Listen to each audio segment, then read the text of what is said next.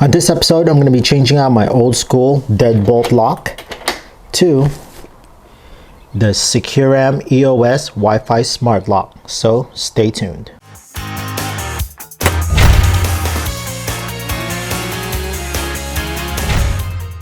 Welcome to Fix This House. If you're new to the channel, please consider pressing the subscribe and notification bell so you can always be in tune on DIYs, how-to videos, and product reviews that I do within this channel. Today's video, we're going to be reviewing and going over the Securam EOS. I'm going to show you what the product is inside first, and then we're going to go install it and see how it works.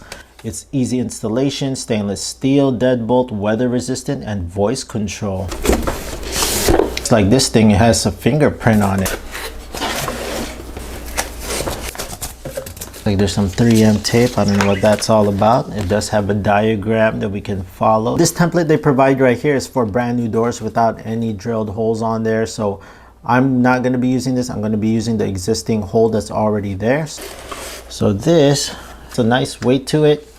A nice fingerprint reader right there. Digital keypad. And we got this. I don't know what this is all about. Comes with batteries. Hardware is that. We got a few hardware. It does come with keys just in case you lose your passcode or whatnot. That's good. Okay, take that off.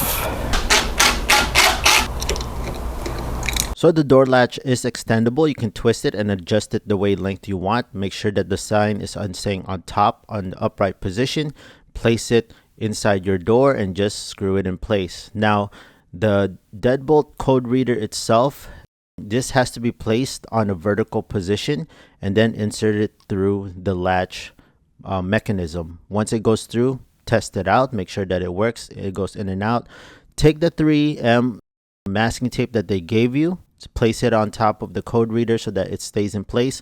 And with this little plate, you're just gonna put it right against the other side of the door. And make sure you secure it not too tight. You're just gonna use the your level to make sure that it's nice and level, and you're gonna go and tighten it up. Once it's done, remove the masking tape.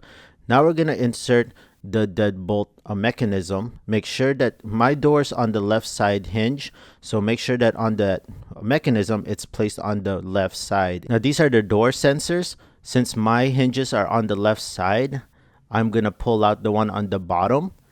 And then I'm just gonna attach the cable to this this locking mechanism.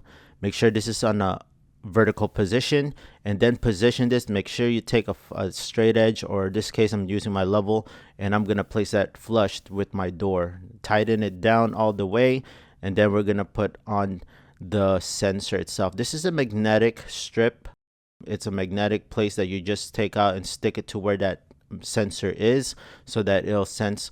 If you do download the thing on your app on your phone, it will notify your phone that it's been on the open position.